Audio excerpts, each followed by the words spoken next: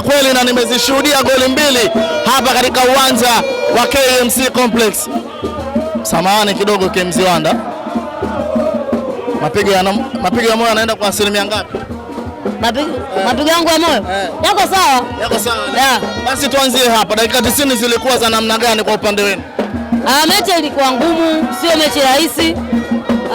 Pamba Jiji walikuja wakarao kuonyesha wao ni jiji, lakini wamesahau tu kwamba jiji kubwa la kibiashara ni Dar es Salaam, ambako mnyama ndio makao makuu yake, na sio tu makao makuu, yuko katikati ya jiji ambako ni Kariakoo, sehemu kubwa ya biashara, soko kubwa la kibiashara East Africa na kati.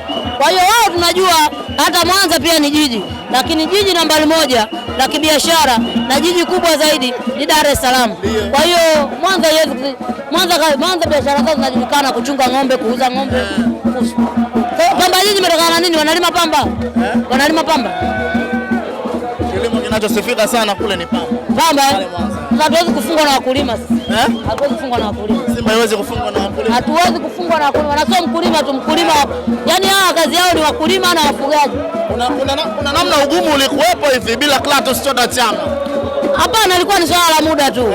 Kuna kama momenti fulani hivi ukiwa unajisikia kama unapoteza, kumbe ndio upotezi hivyo. Kuna karaha fulani hivi. Kuna watu walikuwa wanahisi kama ndio mnaondoka vile. Kuna raha ya bao la ushindi kuchelewa pia. Hujawahi kusikia wewe? Yaani kuna raha ya Simba kushinda. Kuna raha ya Simba kushinda, alafu kuna raha ya bao la ushindi kushinda. Yaani bao la ushindi kuchelewa. Hiyo raha yake ni baraka. Mwalimu amefanya mabadiliko kutoa wachezaji kadhaa na kuwaingiza ndani wachezaji kadhaa. Miongoni mwao ni Clatous Chota Chama. Inaonekana bila Simba Sports Club chemistry bado haijaweza kuwa kamili bila Clatous Chota Chama. Nafikiri hayo ni masuala ya kiufundi zaidi. Lakini sio Chama bila Simba kwamba Simba haipo hapa. Lakini ni marekebisho ambayo ndio kazi ya mwalimu. Anapoona kuna tatizo anafanya mabadiliko ili timu iweze kupata kile ambacho watu wanahitaji, ambao ni ushindi.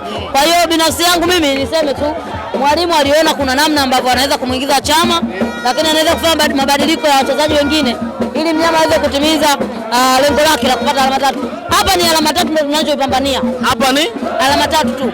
Msimu huu vipi, dalili za ubingwa bado zipo? Nafikiri sisi hatukati tamaa. Tunaamini kwamba mnyama msimu huu ni bingwa. Yaani wewe ukubali ukatae, ila Simba ni bingwa. Msimu huu mnyama? Tunza hiyo klipu. Simba ni bingwa. Msimu huu 2025-26 Simba ni bingwa. Zimesalia mechi 4 kwa upande wenu na majirani zenu. Hizo 4. Tutazame mimi na wewe, nani jirani anaenda kupoteza kwa nani? Mimi nimekwambiaje? Sisi tuna mchongo wetu tumeutega mahali. Nyie tuna kamchongo ketu tunakasikilizia. Kivyo vyote vile tunalisikilizia. Kuna dili tunalisikilizia mahali. Kivyo vyote vile mnyama ni bingwa. Liko asilimia 80. Ninatiki. Hilo dili liko asilimia? Mimi sijui liko sehemu gani.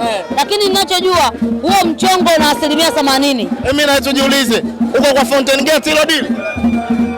Sijui uko wapi. Upo kwa Azam FC? Nimesema hivi. Ama JKT Tanzania? Sijui huo mchongo uko wapi. Ila sisi tunaelewa tu kwamba tunaka mchongo ketu tunakasikilizia. Kuna dili mnalisikia? Haiwezekani Mohamed Dewji afanye uwekezaji mkubwa kama huu, alafu mwisho wa siku eti Simba asiwe bingwa. Kwa sababu usajili wa dirisha dogo ndio umeuleta Simba katika uhai. Tajiri kati ya fedha, wachezaji wamekuja maana, tumepata wachezaji wa maana, dirisha dogo, wachezaji ambao unajisikia raha muda kuangalia. Alafu Simba asiwe bingwa. Wasikilizia huo mchongo. Shida yao unapapala. Lakini mimi nakwambia hapo kwa mchongo kana asilimia 80. Mpaka muda huu Simba bingwa. Yaani tunza hii klipu. Simba bingwa msimu. Simba bingwa.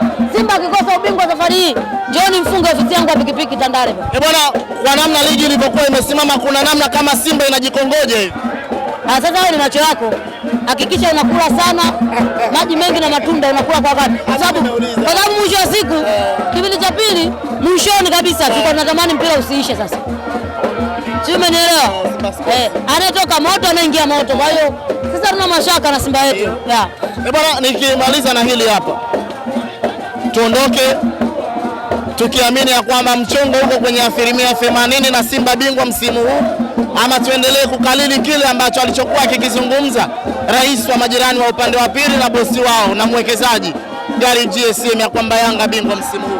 Pasina shaka jana umewaona. Msichokijua ni kwamba sisi tajiri yetu sio mpiga midomo hivi, sio muongeaji. Yaani Mohamed Dewji kwa masuala kama hayo sio muongeaji. Yeye anaonyesha vitendo. Kwa hiyo wao waendelee kukalili, lakini sisi tunawakumbusha tu mchongo wetu una 80%. Simba bingwa. Mchongo una 80%. Simba bingwa kaka. Weka hiyo. Tutafanya paredi ambayo halijawahi kufanyika kwenye hili taifa. Mara tufanye mara pap Simba bingwa inaanzia wapi? Yaani nasemaje? Pale mtoni kwao pale walipodanganywa wanajengewa uwanja. Pale tutahakikisha tunapita kwenda kukagua siku ya paredi. Uwanja unajengwa au ni janja tu za watu kutaka kunanio kwenye uchaguzi. Umesikia, lakini wameongeza wengine. Wameongeza watu kwenye swala la uchaguzi. Sikiliza nikwambie.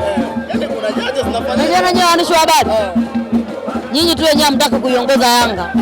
Lakini kuiongoza Yanga ni kitu kirahisi sana kuliko kitu chochote. Yaani wewe ukiwa muongo sana Yanga unaiongoza. Kwa sababu ukiwa muongo sana hakikisha tu ni muongo professional. Kama ambavyo viongozi wao ni waongo. Sisi viongozi wetu hawana kona. Hawana ujanja.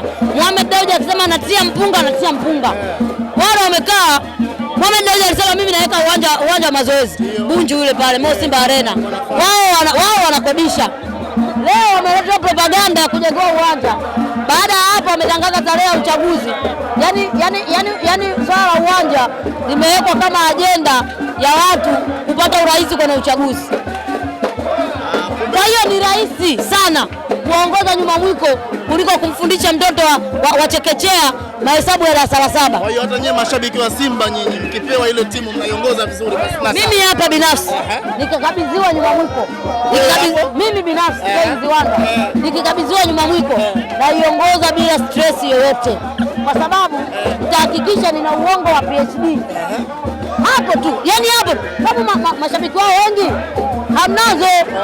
Tukumbuke wenye akili ni wawili. Wao wanashinda kuongoza watu wawili wenye akili. Watu wawili wenye akili wanashinda kuongoza. Wengine wote? Hamnazo. Sio maneno yangu. Sio mimi lakini. Wako hawa. Sasa watu wawili wanashinda kuongoza. Wengine wote? Hamnazo. Sasa ni rahisi kuongoza mambo kama wale. Wawili. Yaani wewe unaongoza wawili. Ndio maana nakwambiaje kuongoza nyuma mwiko ni rahisi kuliko kumuongoza mtoto wa chekechea. Sio, umenielewa? Sababu pale watu wawili wakusumbue kuongoza. Sababu ndio ni akili. Wewe unadili na hao wawili tu. Basi. Wengine wote hamnazo. Na kama wakimaindi vyovyote wanavyotaka mimi nataka. Mimi nataka. Mimi nikipewa nyuma mwiko najua nadili na watu wawili. Ndio wenye akili. Watu wawili mimi hawezi kuniumiza kichwa. Sio, umenielewa? Hao wote najua wote ni hamnazo hao wote hao. Ndio mlezawana hao wote. Wao hawezi kunisumbua. Shukrani sana. Asante sana.